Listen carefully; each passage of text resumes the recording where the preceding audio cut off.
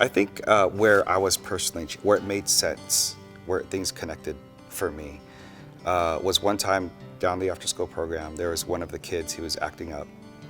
He's a fourth grader, and so he needed a timeout. So I took him to my office, and I had him read a Bible verse from Proverbs: "When words are many, sin is not absent." He's a fourth grader, and so I said, I opened my Bible up, and I said, "Could you read this to me," thinking that that might help him. He's in fourth grade. And first he looks at it, and he says, "No, I don't want to read it, I don't want to read it." I said, "No, just read it. It'll be, just read it out loud so I can hear you say those words." And then he starts reading when, words, and he just couldn't get the words. And when he got to the word many, he just couldn't pronounce it.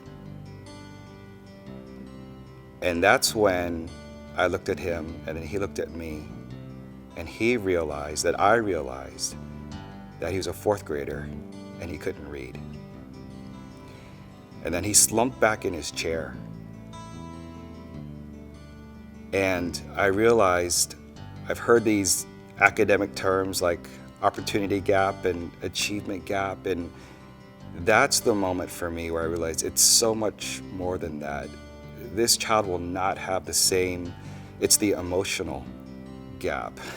It's the self-esteem gap. Everything in his demeanor was just shame.